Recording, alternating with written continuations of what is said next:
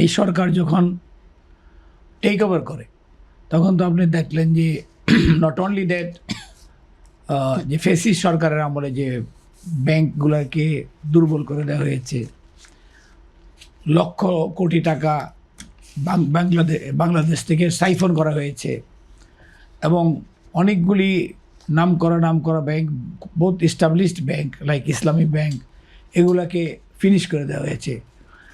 এক ব্যক্তিকে লোন দেওয়া হয়েছে, এক ব্যক্তিকে লোন দেওয়ার জন্য এই ব্যাংকগুলোকে বেশি আরও দুর্বল হয়ে গেছে। এখন এগুলা সবই ছিল কিন্তু অর্থনৈতিক ডিসিশন না, এগুলি ছিল রাজনৈতিক ডিসিশন। পদ্মা সেতু, মেট্রো রেল এবং এলিভেটেড এক্সপ্রেসওয়ে নির্মাণের গর্বিত অংশীদার বসুন্ধরা সিমেন্ট। এগুলো টাকা পয়সা ভাগ বাটোয়ারা করার জন্য জনগণের আমানতগুলোকে খেয়ানত করা হয়েছে। সেই জায়গায় মানুষের ব্যাংকের প্রতি খুবই একটা মানে বিমুখ হয়ে গেছে মানুষ। এটা গেল একটা প্রেক্ষিত। তার মধ্যে কোন দিকে বলবো, সব দিকে শিক্ষার ব্যবস্থাকে সম্পূর্ণভাবে নষ্ট করা হয়েছে।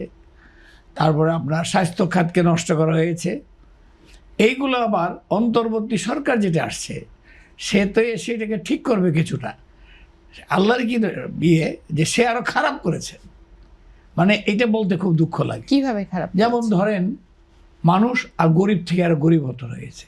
এটা আমার না, ওয়ার্ল্ড ব্যাংকের আপনার যে সমীক্ষা তাতে বোঝা যাচ্ছে 1.5 বছরে যারা টার্মিনাল গরিব ছিল তারা আরও গরিব হয়েছে। যারা মানে গরিব থেকে মধ্যবিত্তের দিকে যায়, মানে নিম্ন মধ্যবিত্তের দিকে যাচ্ছিল, তারা নিচের দিকে নেমে গেছে। আবার নিচে নিম্ন মধ্য থেকে কিছু লোক আবার আরও পভার্টির দিকে নেমে গেছে। অর্থাৎ সব দিক দিয়েই নেগেটিভ সাইন্স।